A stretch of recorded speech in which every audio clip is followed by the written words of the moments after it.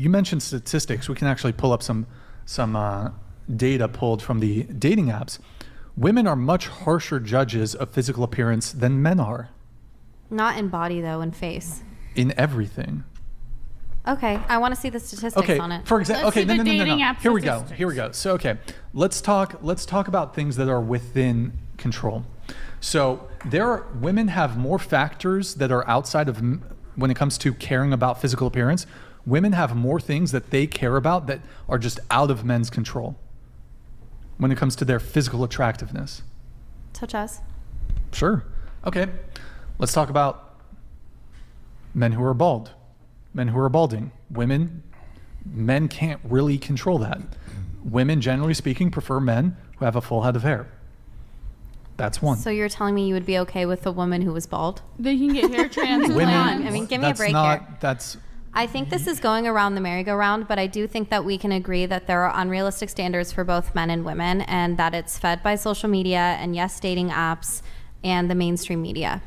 And it makes it harder for people to feel fulfilled in themselves and also to find partners and to feel fulfilled in their relationships. Right, but I'm arguing with you because you said that women have it harder. And here, I'll lay out a couple things. So things that are outside of men's control that women care quite a bit about when it comes to physical appearance: height, hair, penis size, sexual stamina, sexual function. Now, let's ignore the last two: height, balding, penis size. Women care about these things. Men have absolutely zero control over those things. Okay, what's the list for women? I wish I had a computer too when I was. Can you pull up the list for women that men look at? that are out of, tell me, what are the things that are out of women's control? Without plastic surgery? The only thing I can guys can go and get a hair transplant. think of is breast size. Guys can get muscle your implants nose, your lips. But that applies to both. Let's talk gendered things here. But are we looking at a man going, "Oh, his lips are small, I don't like him"? His nose is crooked, it's I don't like him. also more promoted for women to get plastic surgery than for men. Definitely. Let's have a conversation about physiognomy. Let's have like a 90-minute talk about physiognomy and the face of a man, the shape of it, the brow, and your nose, and your cheekbones, and the way your chin protrudes. Let's have a deep dive. What is anyone's gonna budge? Physiognomy. Physiognomy? Yeah. Is that like the face, like the way it's made up? What is Okay, that? let's not have a physiognomy. I think we should can wrap you just that what is like what topic. can you define it? I've just never Yeah, heard it's that word it's a pseudoscience alleging that you can look at someone's the shape of their face and determine sort of the merit of their character. Or you can predict their behavioral patterns. Like things people are like more that. likely to trust people who they consider attractive. Yeah, and or stuff your like that. like your face is a certain way, so maybe you're more aggressive or something like that. Yeah. Okay, Yeah. that's interesting. You're trustworthy. or Yeah, you're I've not. like looked Yeah. into things like that, so that's good to know a name for it. Okay, look, what I was trying to get at is there are more things out of our control as men that are pretty big deal breakers for women than the reverse. Like I said, height, hair, so if you're balding, and penis size. The only thing I can really think about that is specifically gendered towards women that they really can't control, I would say, is breast size. So you think that if a woman was bald, that she would have an equal chance of women with hair? What? Well, That's what you're saying. You're saying that women people- don't bald don't anywhere near the really same rate as bald. men. I mean, like alopecia. But you're saying- Oh my God. Are you guys really You arguing know what? like You can get balding? exhausted over here, but you're saying that you said, so now I'm just using from your logic. I'm looking at this from your logic. You said that only apply to men, right? Only apply to men. So you're now bringing in that women can't bald into your assumption, which is He's just not speaking true. in general. Women Who's get more likely to extensions bald? all the time. Men or women? Women get extensions all the time to make their hair fuller and more attractive. So and men can get hair transplants. Your logic is flawed. Are we not operating in reality here? Because I just mean, don't think that's this Your is debatable. logic is flawed. my logic is not flawed. Yeah, it is. Okay, It's let me ask you. Hold flawed. on, no. Hold on. Let me ask you a question. Is it wrong to say that humans are born with 10 fingers? Well, some are born most with of the time. 11. No, but is that a wrong? Generally speaking, like, is that a wrong statement to make that humans have 10 I mean, fingers? technically. They should have 10 fingers. Okay, If is they're it the healthy. case that some people have genetic abnormalities and some people are born with 11 fingers? Yeah. See, I would be It's into not that. wrong to say that humans are born with 10 fingers. Because of men's biology, they're more likely There to are bald Meatball than women. donated $100. Balding in women is substantially less common. Thank you. You can't use the minority to prove a point. Do some women bald? Do some women bald? Yes, but it's like... So if you can't use the minority to prove a point, then we do have to actually look at the other facial features of women, like their lips and their nose. Because what are the statistics? If you can't use the Because you're saying that we can't look... But both men and women have those features. We're speaking about strictly gendered things. And I'm saying that women don't like men who are balding. And men don't like women who are also balding, but that ignores the fact other facial features, like if they have too big of a nose or too small of lips. Women have those exact same assessments of men's faces. It just gets so hostile and so repetitive, you know? Because it's such a bad faith argument to say women bald too at the same rate as men. I'm not arguing that it's at the same rate. You literally as men. brought up women balding. I'm saying that it happens sometimes also. Like it's like you're trying to say that men are held to a higher standard than women in their physical appearance, and that's just not true. If I don't know what the percentage breakdown of if like at what age men start losing their hair. Why is it so hard just to like agree on that? It's like difficult for everybody. I think we did agree on that. We can talk about other things. But it's definitely not harder other for things men. in dating, you know, we can talk about Bro, other stuff. it's just so bad faith when you ask me for examples. I think it's bad faith to not bring in statistics that prove that men are under a more magnified scope than women when it comes to their facial features and physical appearance. That's just not true. Okay, we can actually pull up some infographics. So we have some infographics here. Nick, if you're able to go find them. We can pull up the Bumble height one. We can pull up, let's see, hold on. They're in the Dropbox podcast infographics but these are folder. Just people seeing each other on a dating app too. It's not like most people meet on dating apps nowadays. But is it meeting in person or is it when someone looks at a picture of someone on a screen? We can. I'm just asking because you said the statistics are from Bumble. One of these infographics is from Bumble. Okay. So is it in person like statistic or is it when someone looks at someone on a screen? I'm just You can try to throw away all the data we have from dating apps, but the I'm not reality trying to throw it away. Can you stop interrupting?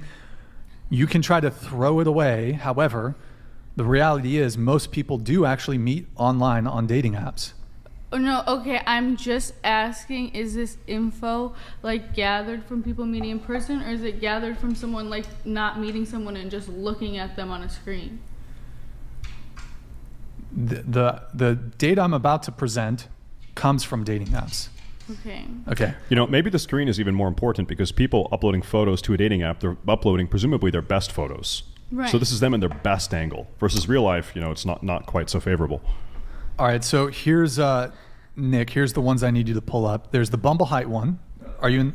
Okay. And then if you scroll down a bit, there's OKC new chart. There's OKC, OKC1, OKC2, OKC message, MSG. Okay. Drag those all over. Let me know when you have it.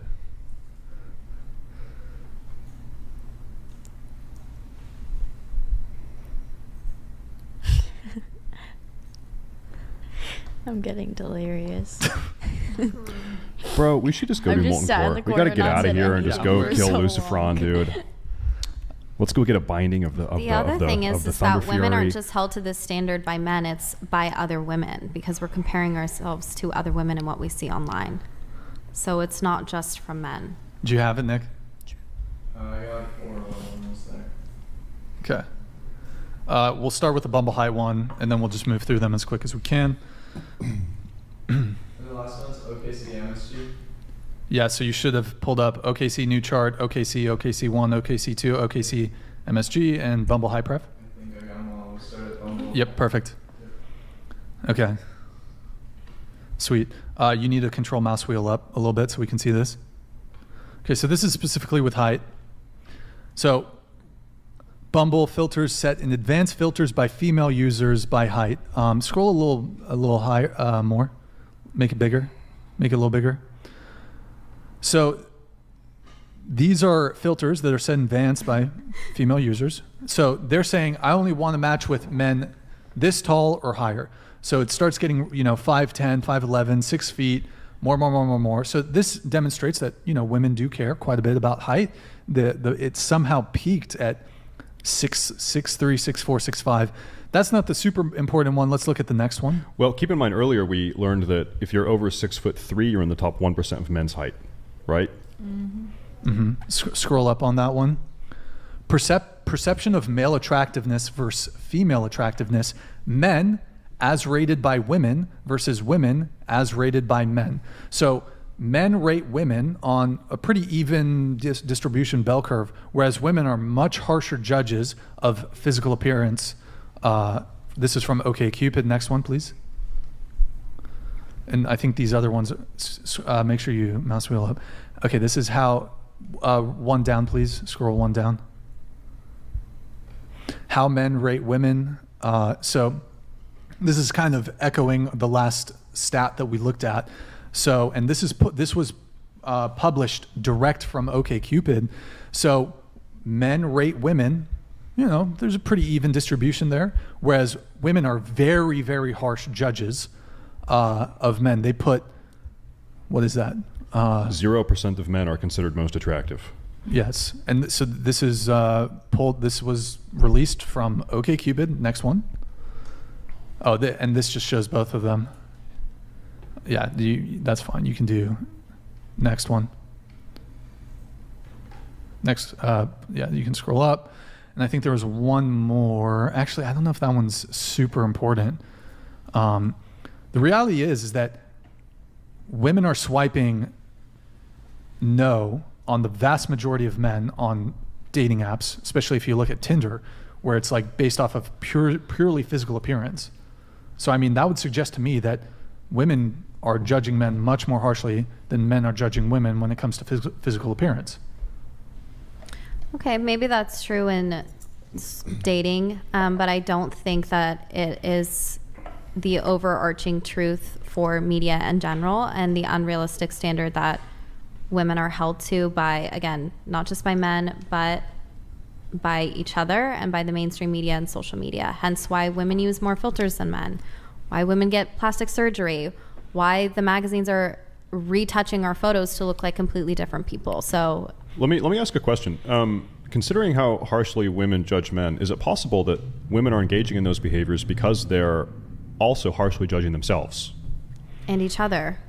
Yeah, Definitely. Like I feel like it's kind of human nature to feel like if you're subjected to something, then you're gonna kind of return that energy with your outlook, unless you're like actively working on that or like checking yourself for that. I mean, okay, we're going to move on from this topic because we've kind of been beating a dead horse here.